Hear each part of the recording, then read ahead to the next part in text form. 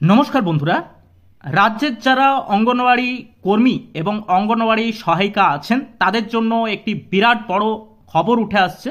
যে খবরটি হলো, অঙ্গনওয়াড়ি কর্মীদের বেতন হতে চলেছে 24,800 টাকা এবং যারা অঙ্গনওয়াড়ি সহায়িকা আছেন তাদের বেতন হতে চলেছে 20,300 টাকা। এমনই একটি নির্দেশ দিয়েছে হাইকোর্ট। সেই নিয়ে আমরা বিস্তারিত এই ভিডিওতে আলোচনা করব। আপনারা যদি অঙ্গনওয়াড়ি কর্মী এবং অঙ্গনওয়াড়ি সহায়িকার সঙ্গে যুক্ত থাকেন তাহলে অবশ্যই এই ভিডিওটি পুরোটি দেখবেন। আমরা এই ভিডিওতে হাইকোর্টের সেই অর্ডার আপনাদের কাছে তুলে ধরব এবং সেই অর্ডার নিয়ে বিস্তারিত আলোচনা করব। পরবর্তীতে আমরা দেখব কারা কারা এই সুবিধা পেতে চলেছেন। অঙ্গনওয়াড়ি কর্মী ও অঙ্গনওয়াড়ি সহায়িকার বিভিন্ন ধরনের আপডেট খবর পাওয়ার জন্য অবশ্যই কিন্তু আপনারা আমাদের চ্যানেলটি সাবস্ক্রাইব করে রাখতে পারেন।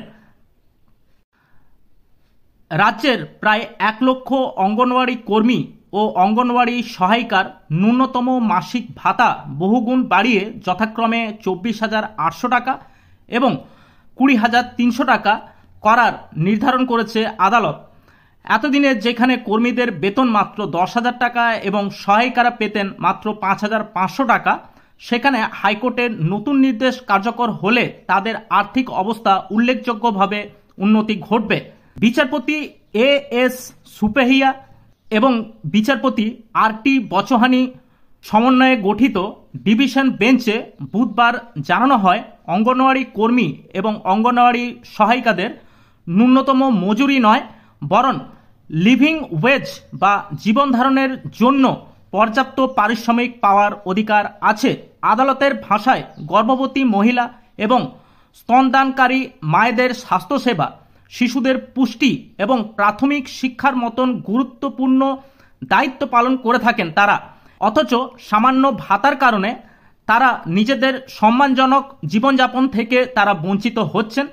হাইকোর্টের পর্যবেক্ষণে বলা হয়েছে, অঙ্গনওয়াড়ি কর্মী এবং অঙ্গনওয়াড়ি সহায়িকাদের এত কম ভাতা প্রদানে ভারতীয় সংবিধান 21 নম্বর অনুচ্ছেদ অধীনে সংরক্ষিত মৌলিক অধিকারের পরিপন্থী। তাই তাদের ন্যূনতম মজুরি 24,800 টাকা এবং 20,300 টাকা নির্ধারণ করা হলো এবং এটি কার্যকর হবে 2025 সালের 1 এপ্রিল থেকে। পাশাপাশি নির্দেশ দেওয়া হয়েছে, মজুরির বকেয়া অংশ পরবর্তীতে পরিশোধ করতে হবে। অর্থাৎ যদি আপনাদের এই ভাতা আগস্ট বা সেপ্টেম্বর মাস থেকে কার্যকর হয় তাহলে এপ্রিল মাস থেকে আগস্ট মাস বা এপ্রিল মাস থেকে সেপ্টেম্বর পর্যন্ত যে বকেয়া টাকা সেটি কিন্তু আপনারা এরিয়ার হিসাবে পাবেন। এর আগে 2024 সালে 2 আগস্ট হাইকোর্টের একক বেঞ্চের নির্দেশ দিয়েছিল যে অঙ্গনওয়াড়ি কর্মী এবং অঙ্গনওয়াড়ি সহায়িকাদের বেতন সরকারি স্থায়ী কর্মচারীদের সমান বিবেচনা করা হোক এবং তাদের চাকরি নিয়মিতকরণের নীতি প্রণয়ন করা হোক। সেই রায় অনুযায়ী 3 বছর আগের তারিখ থেকে বকেয়া বেতন দেওয়ার কথা বলা হয়েছিল। তবে ডিভিশন বেঞ্চ বৃহস্পতিবার জানান, এই সিদ্ধান্তে রাজ্যের উপর বিশাল আর্থিক চাপ তৈরি করবে। তাই একক বেঞ্চের যে রায় সেই রায়কে খারিজ করে নতুন নির্দেশ দেওয়া হয়েছে এবং ডিভিশন বেঞ্চ স্পষ্টভাবে জানিয়েছেন যে এই ন্যূনতম মজুরি প্রদানের দায়িত্ব রাজ্য সরকার অথবা কেন্দ্র রাজ্য সরকার যৌথভাবে বহন করবে। তাহলে আপনারা বুঝতে পারছেন যে এই যে বিপুল পরিমাণে যে রাজ্যের যে অঙ্গনওয়াড়ি সহায়িকা এবং অঙ্গনওয়াড়ি কর্মীরা আছেন তাদের বেতন যদি হঠাৎ করে বাড়ে তাহলে যে রাজ্যের যে আর্থিক পরিস্থিতি সেটি কিন্তু ব্যাঘাত ঘটতে পারে।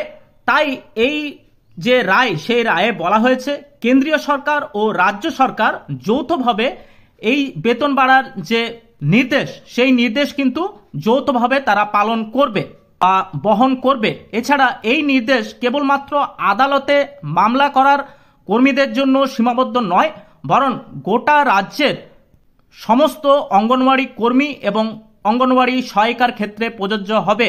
অর্থাৎ অন্য কর্মীদের আর আলাদা করে আদালতে গিয়ে আবেদন করতে হবে না।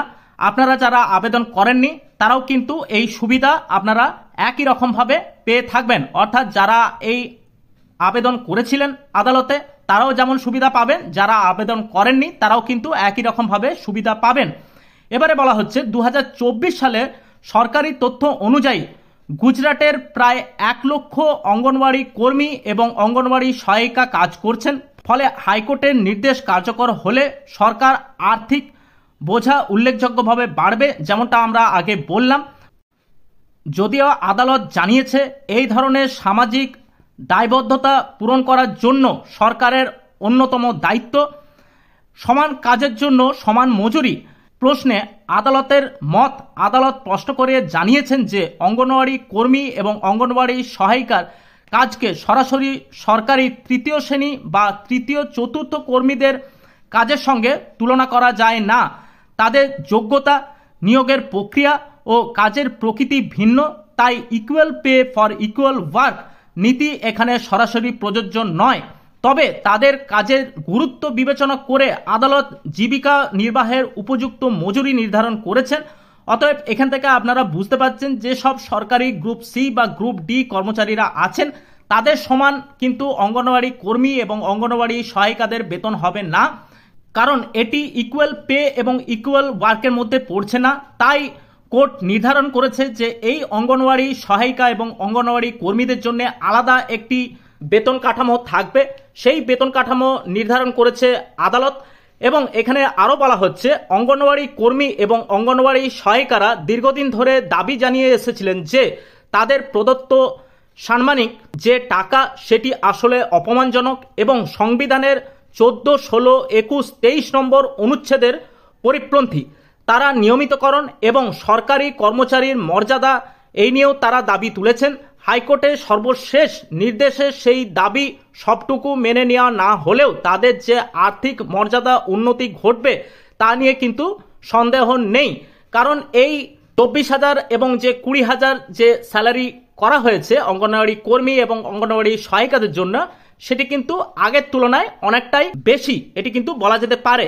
গুজরাট হাইকোর্টের এই রায় শুধু রাজ্যের অঙ্গনওয়াড়ি কর্মীদের জন্য নয়, বরং দেশের অন্যান্য রাজ্যের ক্ষেত্রেও দৃষ্টান্ত তৈরি করতে পারে, কারণ অঙ্গনওয়াড়ি কর্মীরা গোটা দেশের শিশু ও মহিলাদের স্বাস্থ্য ও পুষ্টি নিশ্চিত করার অন্যতম প্রধান ভরসা। তো এই রায়টি দেওয়া হয়েছে গুজরাট হাইকোর্ট থেকে, অতএব এই রায়টি গুজরাট রাজ্যের জন্য আপাতত প্রযোজ্য। অবশ্যই এই রায় আশা করছি যে পরবর্তী ক্ষেত্রে প্রত্যেকটি রাজ্যের জন্য প্রযোজ্য হবে। এবারে আমরা দেখব এই রায়ের যে অর্ডার কপি সেই অর্ডার কপি নিয়ে আমরা পরবর্তীতে দেখব।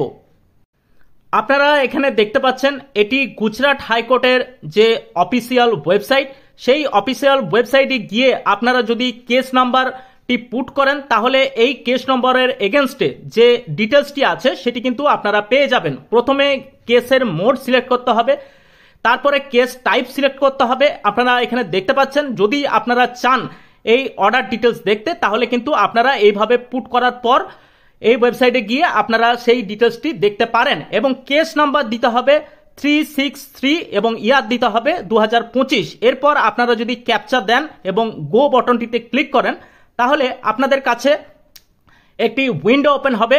আপনারা স্ক্রিনে দেখতে পাচ্ছেন যার ডায়েরি নাম্বার হলো 363/2025।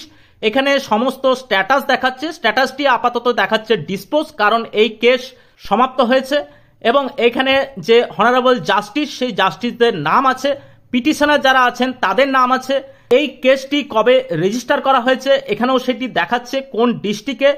এই সব সমস্ত ডিটেলসগুলি আপনারা কিন্তু এখানে দেখতে পারেন। এছাড়াও আপনারা যদি চান তাহলে বিভিন্ন আরও অন্যান্য ডিটেলসগুলি দেখতে পারেন, যেমন office objection, available order, connected matters, application, এই সব বিভিন্ন ডিটেলসগুলি এই ওয়েবসাইটে গিয়ে পর আপনারা কিন্তু দেখতে পারেন। অবশ্যই আপনারা আমাদের চ্যানেলটি সাবস্ক্রাইব করে রাখতে পারেন এবং আপনাদের যদি কোনো প্রশ্ন থাকে অবশ্যই সেই প্রশ্ন আমাদের কমেন্ট বক্সে জানাতে পারেন। আপনারা জানেন আমরা নিয়মিত আপডেট আনার চেষ্টা করি অঙ্গনওয়াড়ি কর্মী এবং অঙ্গনওয়াড়ি সহায়িকাদের জন্য। অবশ্যই আপনারা অঙ্গনওয়াড়ি কর্মী এবং অঙ্গনওয়াড়ি সহায়িকা হয়ে থাকলে আমাদের চ্যানেলটি আপনারা সাবস্ক্রাইব করে রাখুন এবং ভিডিওটি ভালো লাগলে আমাদের একটি লাইক দিয়ে উৎসাহিত করতে পারেন। আজ এই পর্যন্তই, দেখা হচ্ছে পরের অন্য কোনো ভিডিওতে। নমস্কার, ভালো থাকবেন, ধন্যবাদ।